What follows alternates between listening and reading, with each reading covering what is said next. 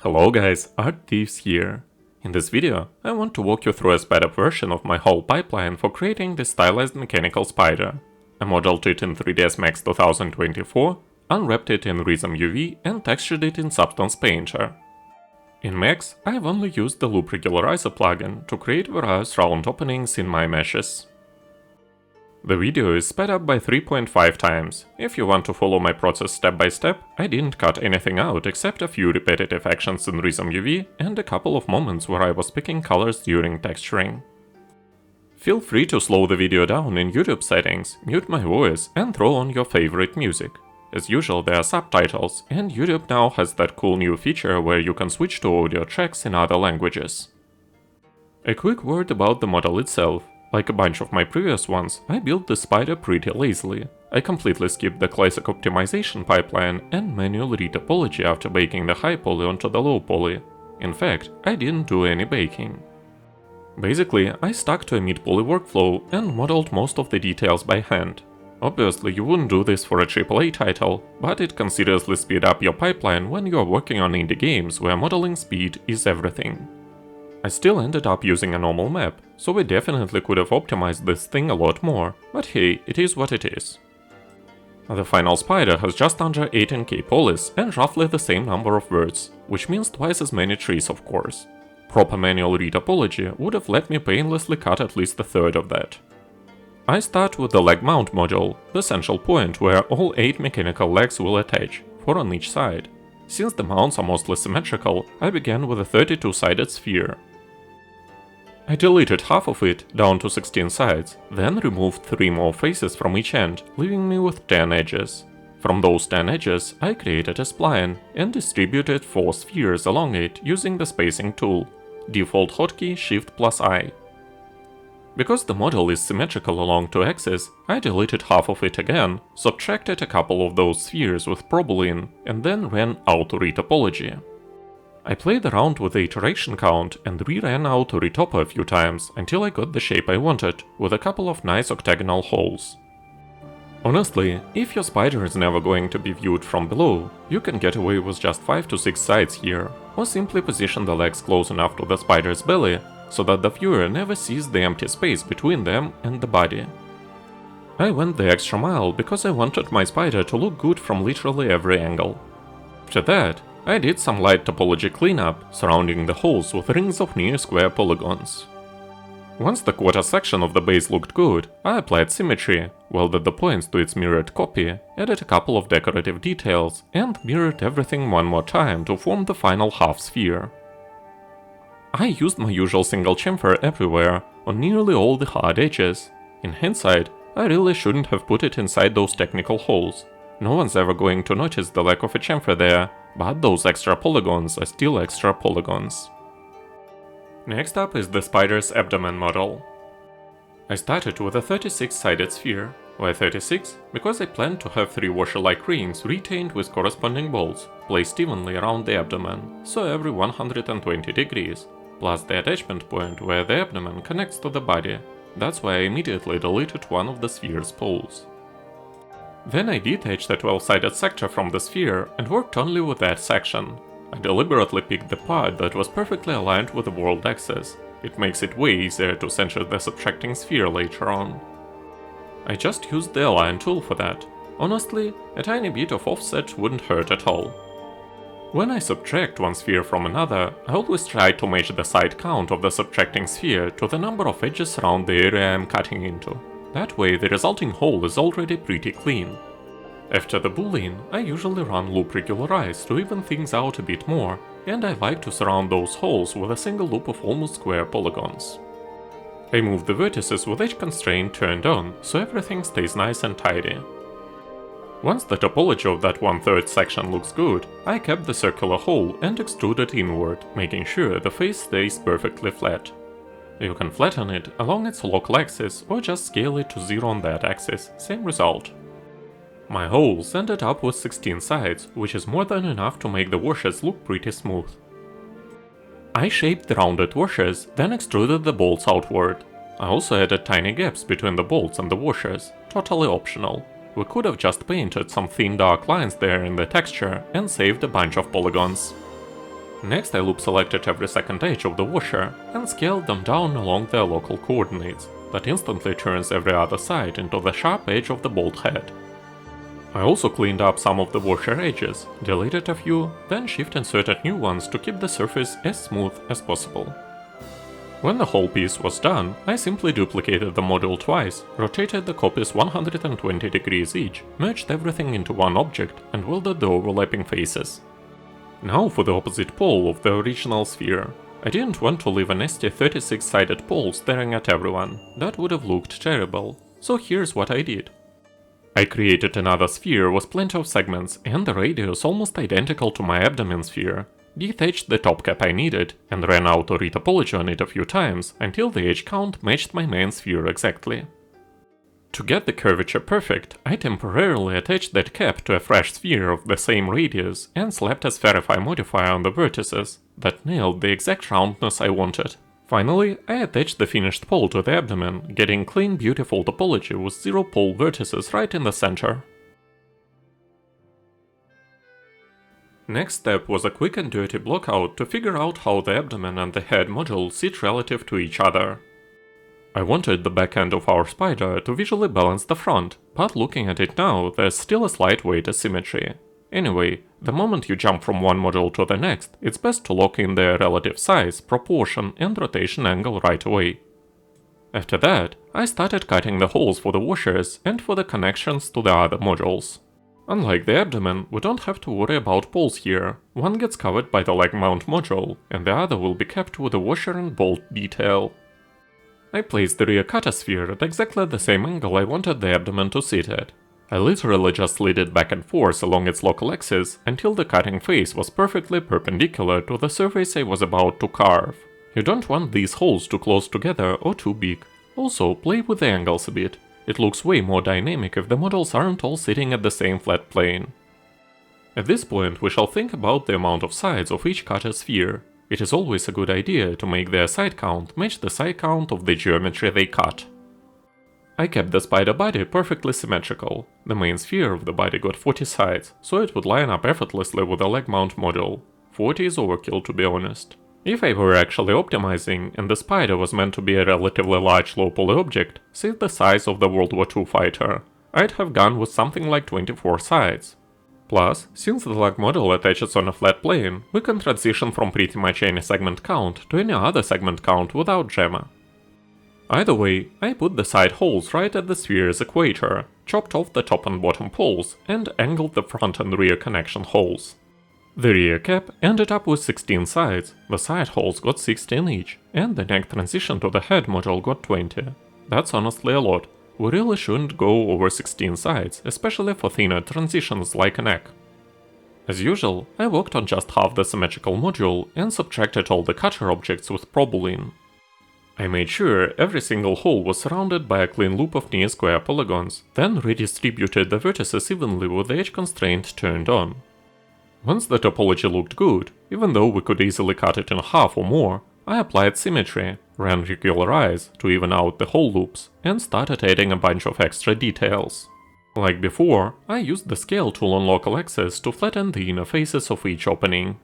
Every hard edge got my standard single chamfer. In retrospect, we could have sped the whole thing up by running automatic retopology instead of manually cutting every hole. In some cases that's actually faster, and it lets you dial in the side count of various openings just by tweaking the iteration settings. Just like before, I moved each opening's sides inward and gave their hard edges single chamfers. Next up, the cap on top of the spider. Basically, a big bolt and washer combo that sits dead center on the body. The body sphere isn't perfectly even. The bottom half has 40 sides, where it meets the leg module, but the top half only has 38 sides. This is why I had to build a clean transition from 38 down to 18 sides for the cap itself. When triangles end up lying flat on a surface that will never deform, no rigging, no animation, they're totally fine to use, just don't let them get too long and thin. Like I mentioned back when we did the abdomen model, the short connecting area between the body sphere and this cap is almost impossible to see from any normal angle. We could have literally just slammed the cap straight onto the sphere with zero transition geometry and called it a day. There's zero reason to model geometry you can simply paint or bake instead. The cap itself needs a decent number of sides, anywhere from 16 to 24, because it's one of the most visually prominent features and basically defines the spider's whole personality. Ideally, half of those sides will eventually become the flats of the bolt head. The cap also has to feel chunky and massive. We're building a stylized character here, so we're trading tiny detail for big, bold, readable shapes.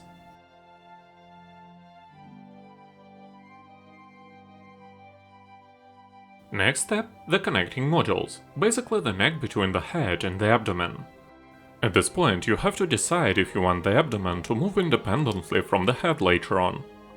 If the answer is yes, the rigid connection I made here won't work.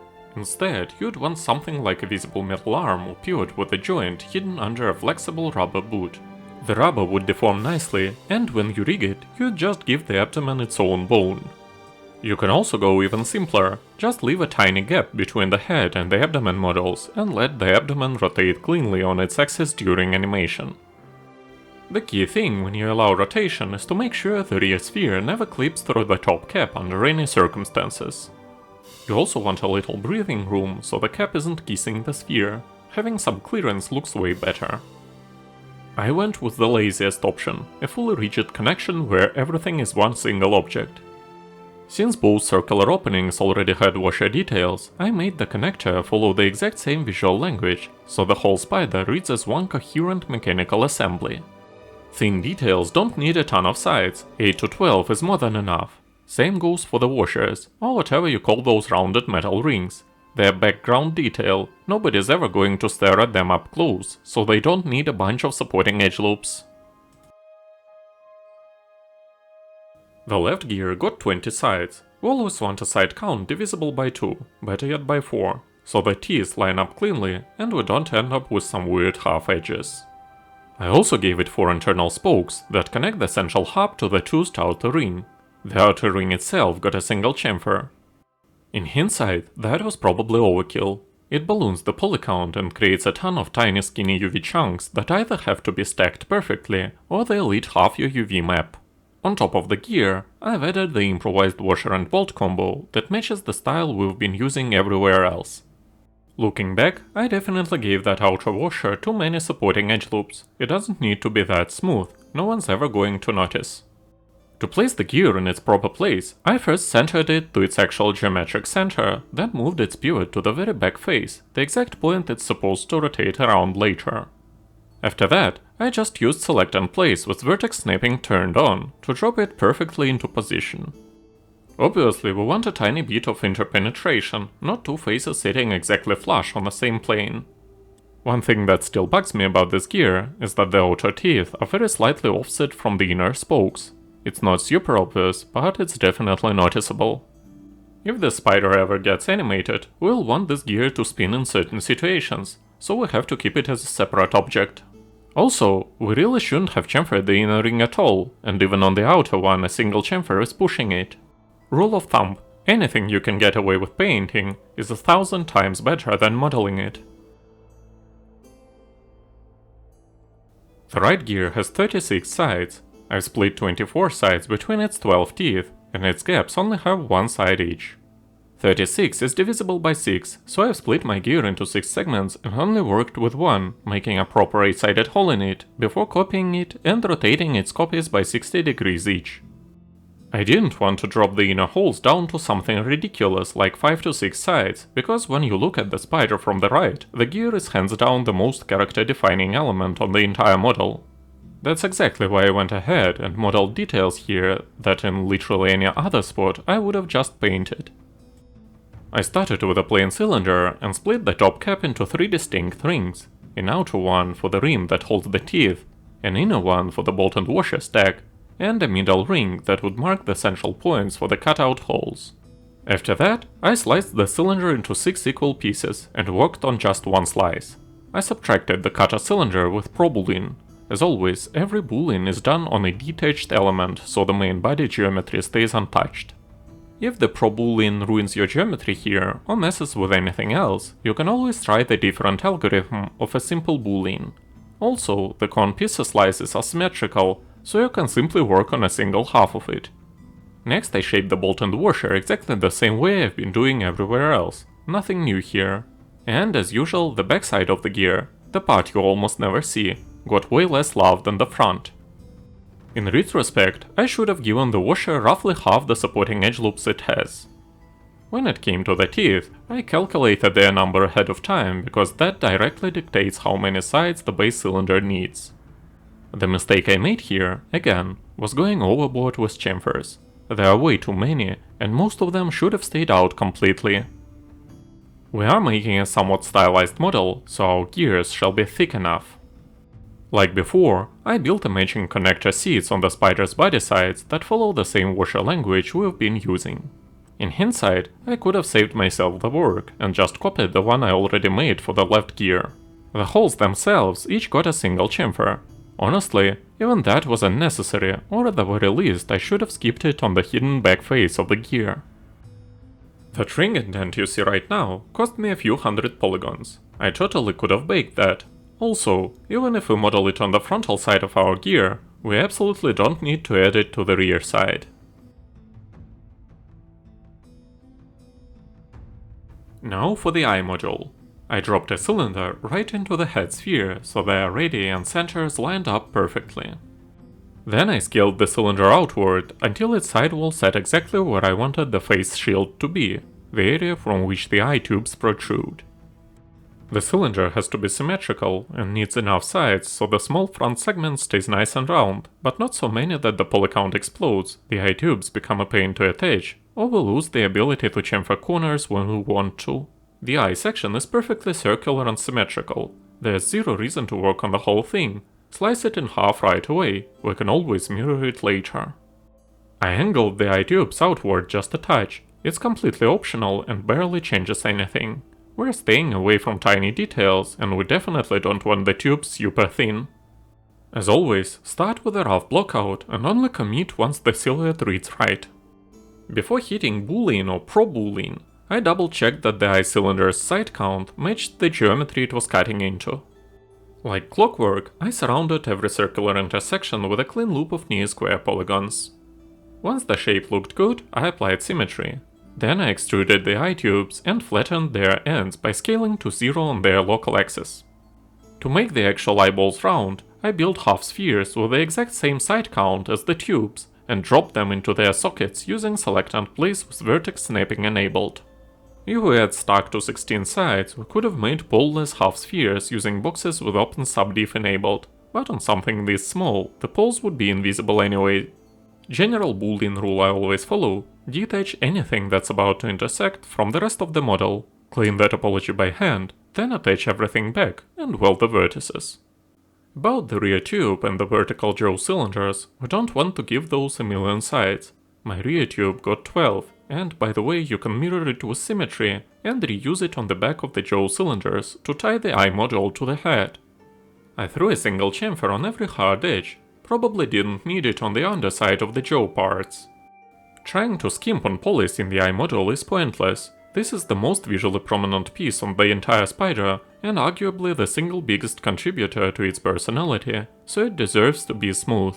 Once again, think ahead. Do you want the assembly to rotate independently later?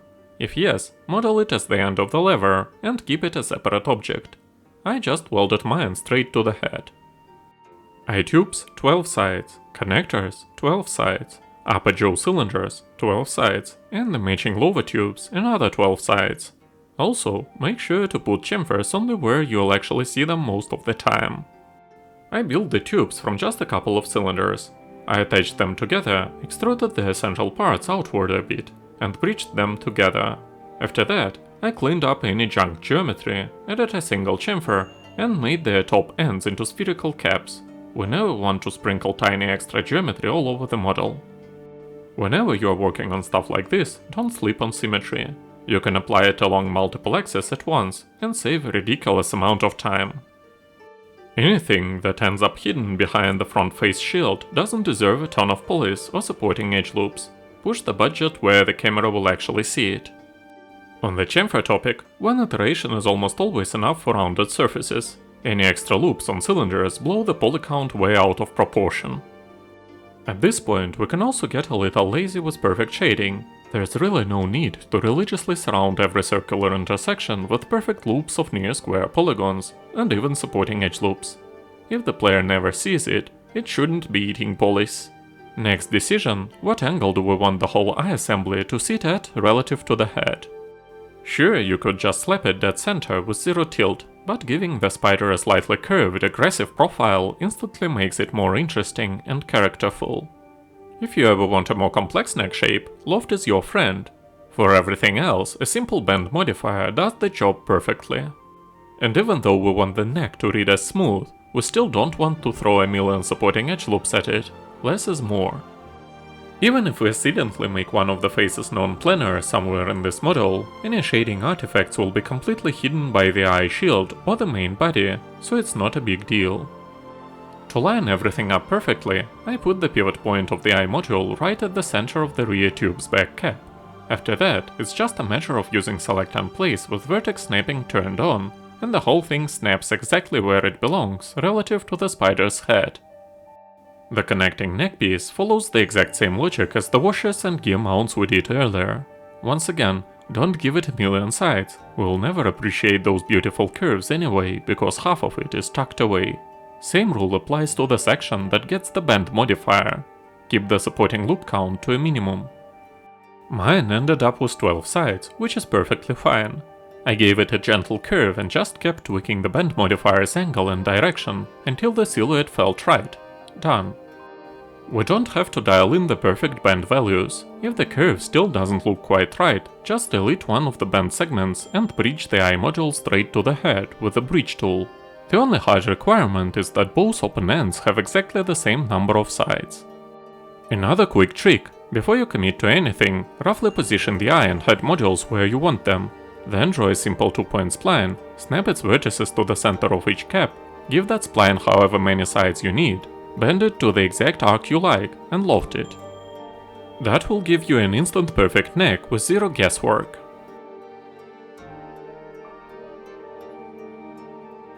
Alright, let's be real for a second. Actual spiders don't have mandibles, they have chelicerae. But this is not a regular spider, so whatever. I wanted something beefy up front that would either counterbalance the heavy abdomen, or at least help the whole thing not look like it's about to tip over backwards. That's why I went with these long, chunky jaw pieces. I gave them short cylindrical stubs that plug into the base of the eye module. Those stubs are the exact pivot points the jaws will rotate around later. The jaws themselves started life as a simple box. I added one horizontal loop and a handful of vertical supporting loops, hit it with a chamfer, then added a tiny curve value to that chamfer so the edge isn't perfectly sharp. After that, I bent the whole thing with a bend modifier. I deliberately made the very tip segment flat, so I could cleanly boolean it to the pivot cylinder. For the holes along the jaw, I just picked a row of vertices and ran the chamfer modifier on them. A single chamfer turns each vertex into a perfect little quad, then I hit it with tessellate ones and regularize. This is how I get an instant clean circle. Mirror that with symmetry, and you've got matching holes on the bottom side too. The second jaw is literally just a copy of the first. I didn't push the bend all the way to 90 degrees, because I didn't want them closing flush. Leaving a bit of curve makes them feel more predatory and unpredictable. I moved each jaw's pivot right to the center of its pivot cylinder. Obviously, if these ever need to animate open or closed, they have to stay separate objects, no welding them to the head. And yeah, the vertical cylinders are allowed to intersect the head surface a little. That tiny bit of penetration looks way more solid than two faces sitting perfectly on the same plane. Overall, I made the jaws pretty massive on purpose. They're basically acting as a counterweight to the fat spider's abdomen. Finally, I reflected the top part of the jaws to their bottom part using the symmetry tool. Mind that if you'll never look at the spider from below, it might be a good idea not to chamfer some edges you won't see from above. I gave all technical details a single chamfer.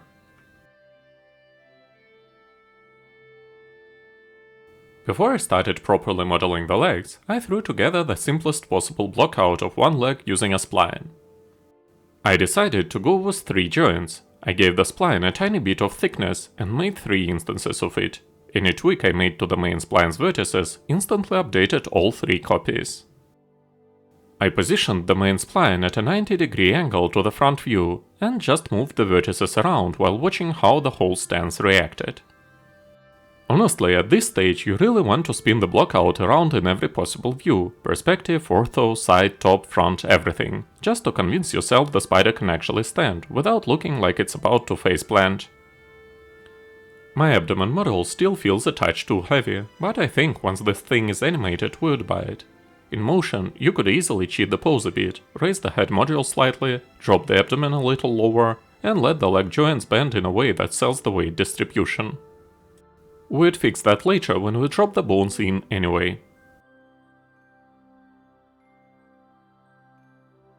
Now that we have the splines, we can give them thickness and treat them like regular polygonal cylinders. I went with 12 sides per leg segment. It would have probably been fine too. It all depends on the final scale and how close the camera gets. The bigger the spider is relative to the environment, the more sides you want so the shading doesn't look faceted. Each leg is split into 4 rigid segments, connected by 3 flexible joints. The leg actually starts right inside the leg mount module. That mounting sphere doubles as the leg's pivot point. The holes in the leg module are big enough that, if I ever needed to, I could throw in one supporting edge loop, turn it into a spline, center that spline perfectly, and snap every leg through to their corresponding splines, no manual positioning required.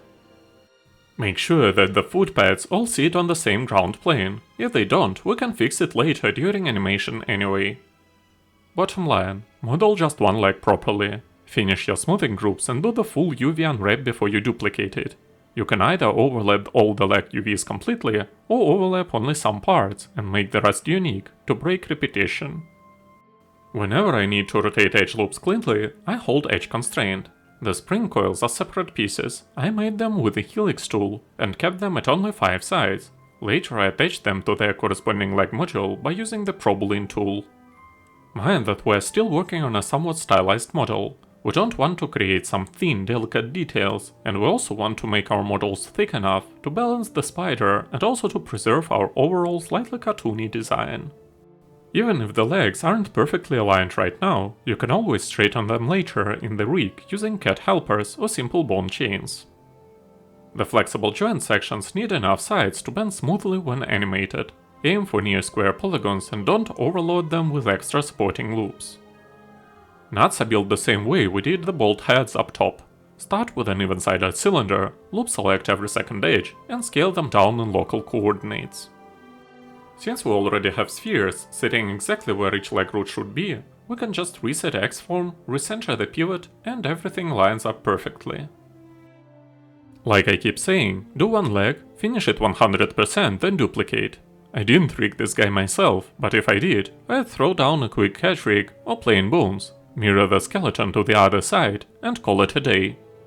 The only thing that would take any real time is weight painting. But since everything except the 3 joint sleeves is completely rigid, you barely need any painting, just paint rubber joints and you are golden.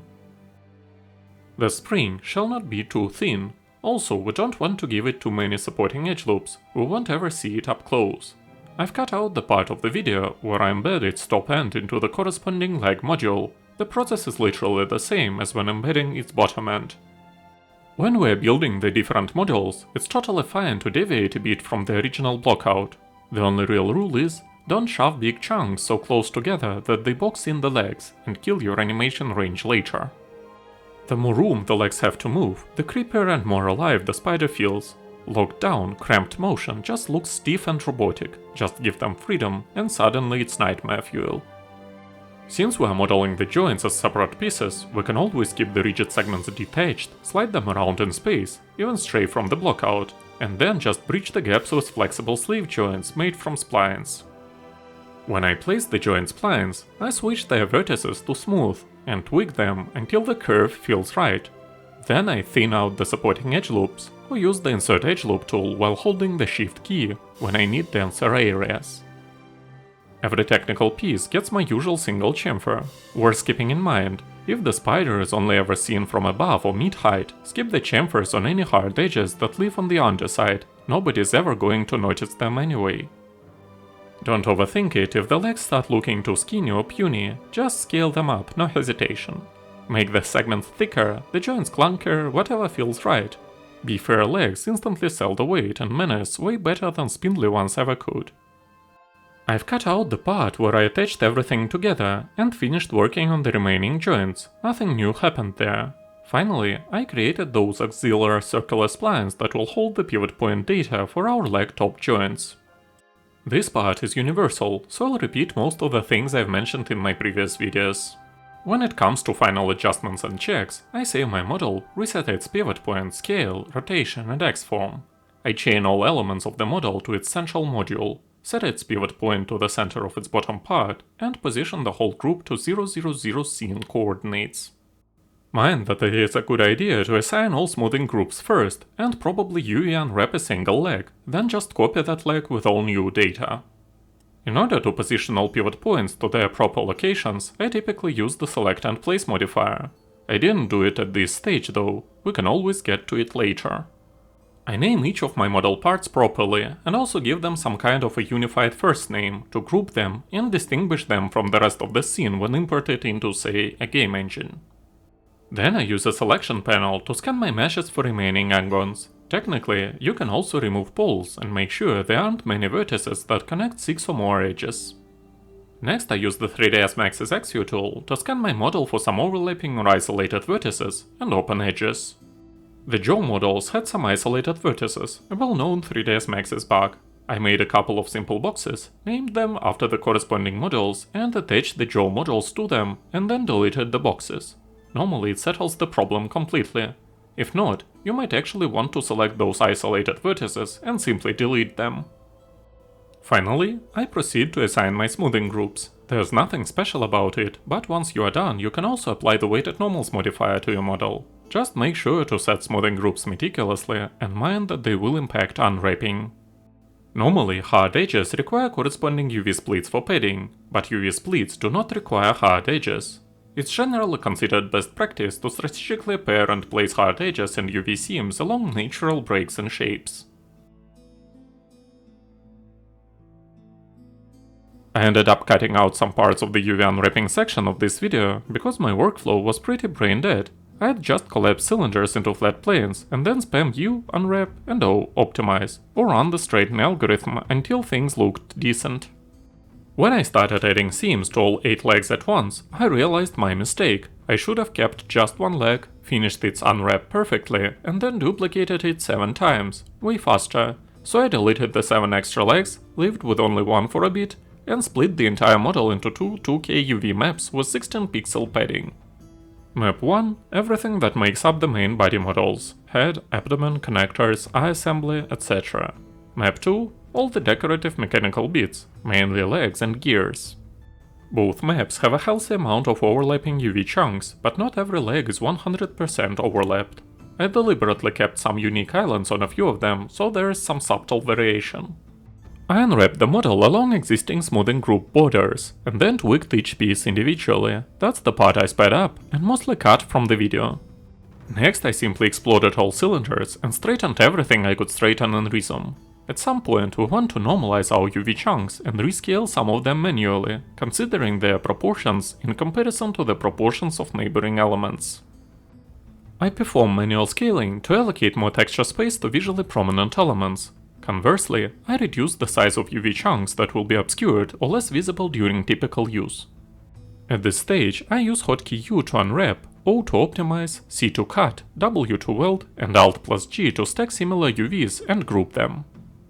When adjusting UV island sizes, make sure to maintain relative proportions within the same object. It's generally good practice to keep UV size variations within 20% of neighboring elements. Always scale UV islands uniformly per element. Any uneven scaling will create visible seams that Substance Painter can't fix, no matter what tricks you try. After placing all UV seams, I simply relax elements and position them horizontally or vertically, depending on their locations. I mostly rely on Rizom's Optimize tool, and also its straightening algorithm. Strategic UV seam placement is key. We can either position them along accessible edges for easy Substance Painter repairs with the Clone Stamp tool, or hide them in less visible areas. As an added solution, switching to triplanar projection in Substance Painter typically makes most seams disappear completely. For this model, I want to stack many small similar elements so their texture padding doesn't eat up the entire UV map. Plus we want to enlarge UV chunks for elements we prioritize for detailing. Remember, stacked UVs share everything painted on them.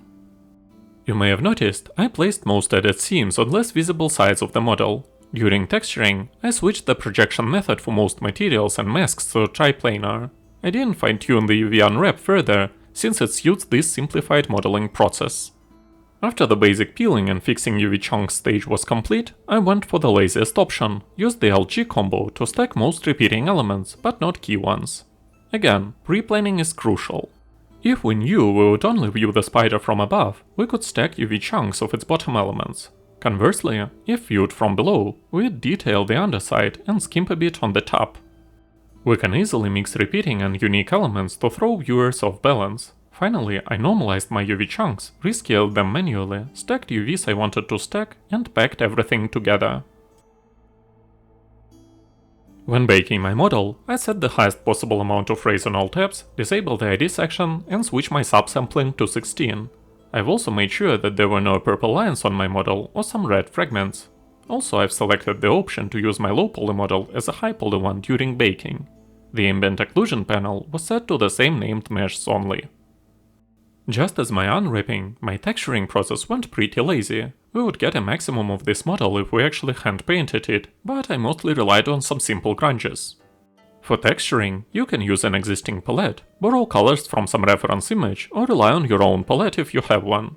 I worked without a ref, starting with a rough color blockout, then tweaking hues while checking them from different angles and under the right lighting. If you are worried about missing an element during texturing, apply a universal material without a mask, then paint over sections for other parts as needed. I won't show you the whole process of texturing, as I've spent lots of time picking colors. Just as usual, you won't miss anything, since I always show the beginning of each process and only cut out some tedious parts. The model's key details come from the stylization tool. Everything else I do is just a prep for it. That's why the process might seem basic. There's no need to layer complex artistic grunges with another filter. I organized several folders with some basic smart materials, giving each of them different colors that fill different parts of the model. Whatever materials or masks you use, switch their projection method to triplanar. It helps hide UV seams in most areas. For seams that won't budge, paint them out before adding details. Create a paint layer, set all of its blending options to pass through, and use the clone stamp tool to cover visible seams. You can tweak the cover layer's opacity and brush flow for better control. Always block out colors first and finalize them only after seeing a reference image, a pre-made palette, or your model as a whole. It's easier than matching colors one by one. I cut video parts where I picked colors. It took ages. For beginners, dark and muted colors are easier to handle than bright ones, which require careful selection. Most folders were set up as follows. I created a folder with a material that fills the corresponding layer. The folder received a black mask, and I used UV chunk fill to apply it to relevant elements. Make sure to periodically switch the environment and lighting settings to see how your model performs under different conditions. In other words, my work at this stage had two phases. First, turning the model into a color blockout, then tweaking colors until I liked the result. So I focus on masks, grunges and fill layers whose colors I can adjust anytime. Usually the more grunges a model has, the better, but not in this case, as we rely on an artificial stylization tool and don't want the model to look too dirty. Stylization reworks textures to appear painted, so we should avoid excessive strokes that we don't want to emphasize. Remember to give some bendable parts some leather or rubber materials. We don't want to add metal textures to something that will deform later. Finally, I applied the stylization tool to some folders, activated the hand-painted preset, and increased the amount of brush strokes significantly. Basically, all settings make some difference, but I've decided to focus on the amount of brush strokes and also played with baked lighting. Eyeballs were painted using a layer of plastic, a black mask, and a polygon fill tool. The lights used the plastic dusty smart material with the emission channel enabled in the texture set settings menu and added to each material component. I assigned a base color to the lights in case emission is disabled later. I wanted some of the technical edges to pop a little more, the warm metal highlights you'd expect on a machined part. The quickest way to achieve that is either with a preset smart mask, something that has edge in its name, or by dropping a masked fill layer and adding a mask editor to it, then playing with its curvature settings. Because huge parts of this spider have pretty low roughness values, those faces act almost like mirrors and pick up whatever's around them. That's why it's super important to keep switching environments while texturing, just to see how the reflections behave before you call it done. Next I added a subtle gradient of ground dirt right off the bottom of the legs and under the abdomen, nothing crazy, just enough to anchor it to the ground. Like I said earlier, one of my biggest modeling mistakes was adding geometry nobody will ever see, stuff that's completely hidden under the top cap for example. A bunch of those gaps between washes and bolts don't need to be modeled at all. I could have faked them with a simple height data layer, dropped the height strength way down and saved myself hundreds of polygons. Live and learn. I think this covers everything I wanted to mention. Thanks for watching, guys. If my videos are of use to you, be my guest and subscribe to my channel for more stylized content. And most importantly, have a great day.